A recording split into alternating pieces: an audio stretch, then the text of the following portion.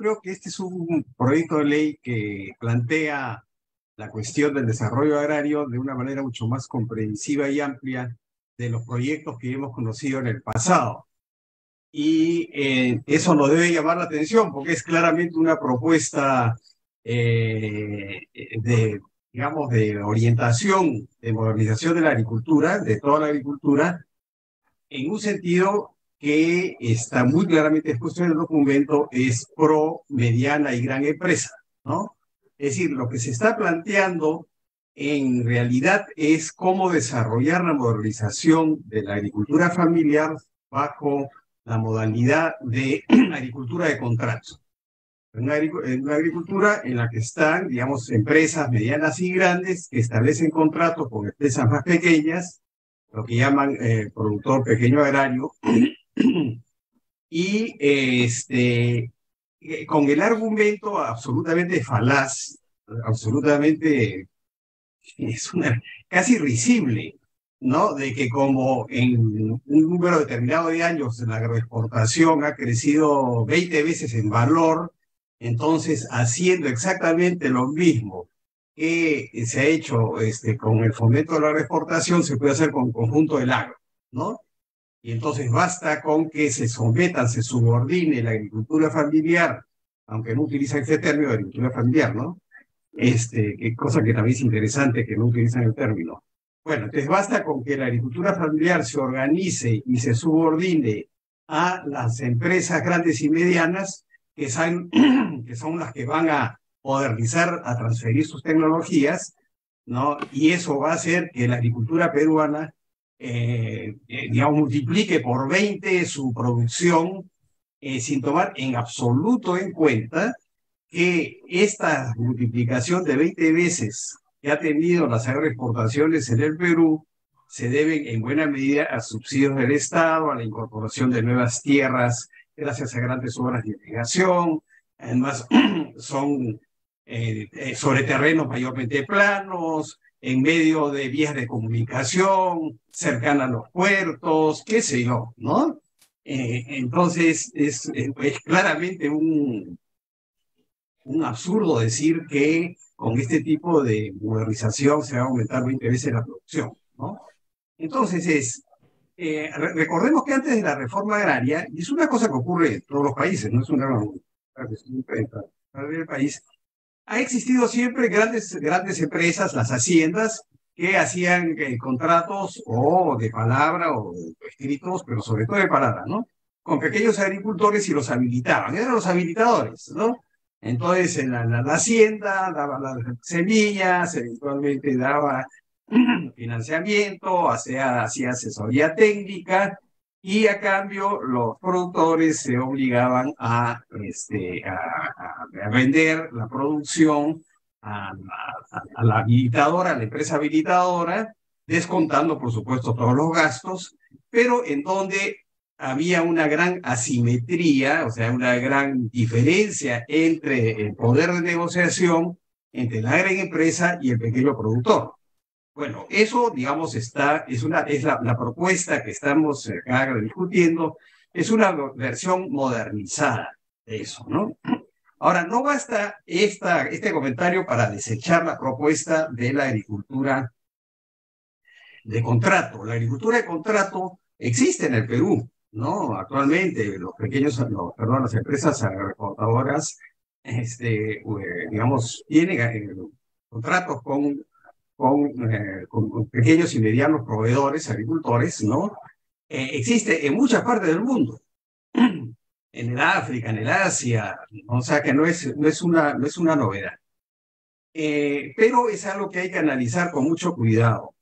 En primer lugar, ya lo mencioné, porque generalmente la agricultura de contrato pone frente a frente a actores que tienen muy diferente capacidad de negociar los términos de estos contratos, ¿no? Por un lado están pequeños agricultores, etcétera, y por otro lado están los grandes, ¿no? Y como suele ocurrir, los términos son favorables generalmente a los grandes.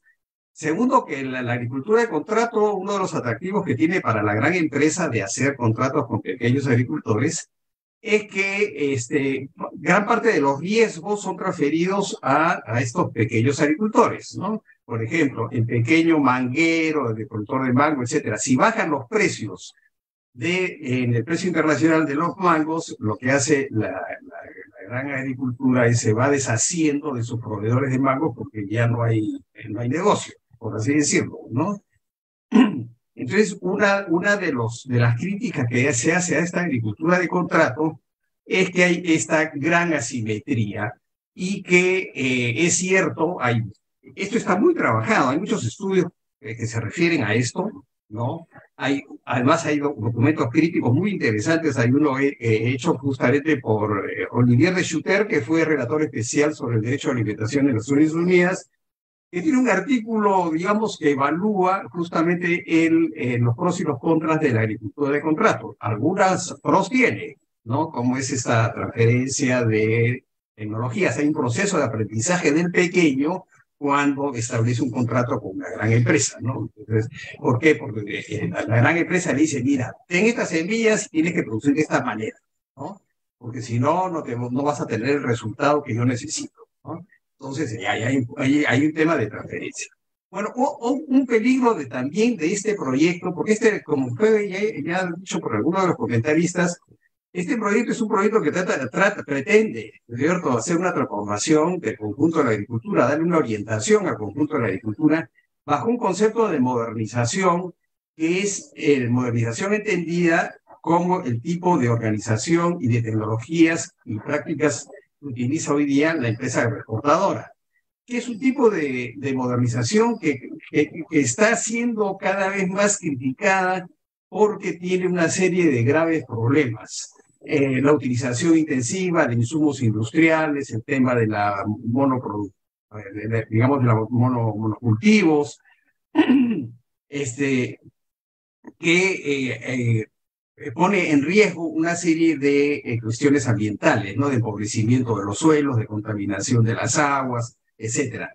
Entonces es una concepción de modernización única, mientras que hay muchas opciones y han sido mencionados acá, por ejemplo, cómo las prácticas tradicionales deben ser tomadas en consideración, en el caso del Perú y de otros países igual. O sea, los campesinos, yo prefiero hablar más que de prácticas tradicionales, las prácticas campesinas, porque los campesinos también son innovadores, o sea, no repiten lo que se ha hecho hace 500 años, también hacen innovaciones, ¿no?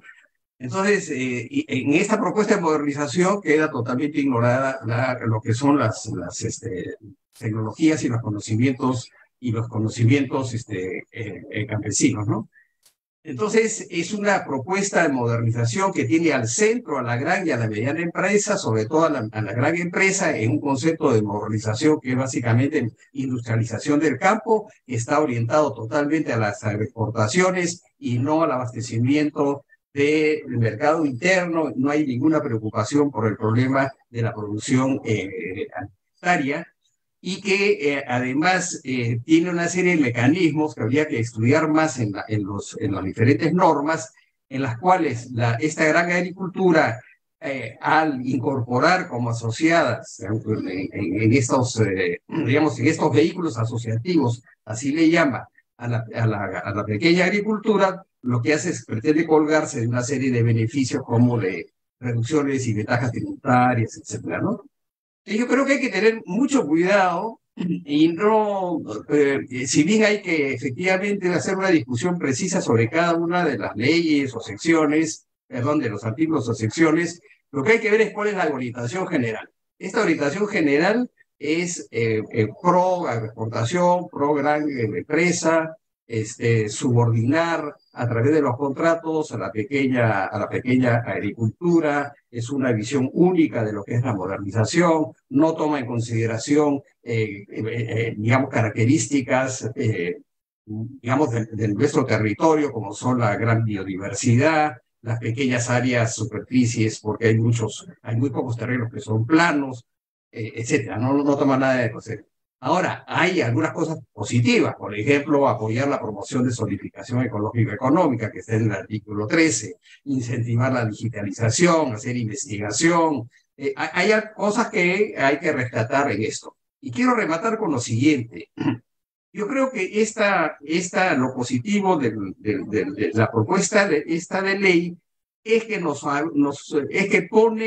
obliga a poner en la agenda de discusión y de propuestas una serie de temas que en las propuestas que generalmente que vienen del sector progresista y de las organizaciones de agricultores que no están presentes, simple y llanamente que no están presentes. Este proyecto de ley pone la valla mucho más alta que los proyectos anteriores, que las propuestas anteriores, ¿no?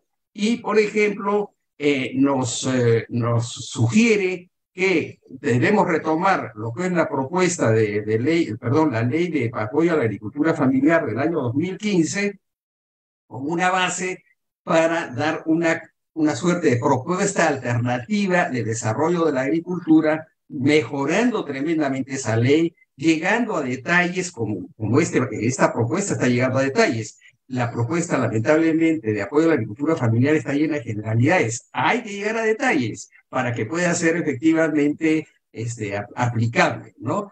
Entonces, digamos, la mesa está puesta porque en el fondo esto es digamos, un debate político de qué características debe tener la agricultura en el país, cuál es el lugar que le corresponde a los agricultores familiares, cuál es el lugar que le corresponde a los grandes agricultores, ¿no es cierto?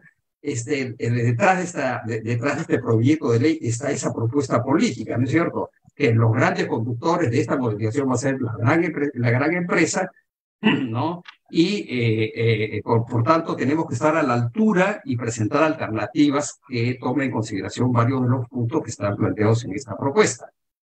Hasta ahí mi comentario. Y una cosa adicional, yo creo que sería bueno que haya un relator que, digamos, convierta los planteamientos y los comentarios que se han hecho y que sean convertidos luego, como propone la señora que habló últimamente, que sean alcanzados al Congreso como comentarios de la propuesta de gobierno.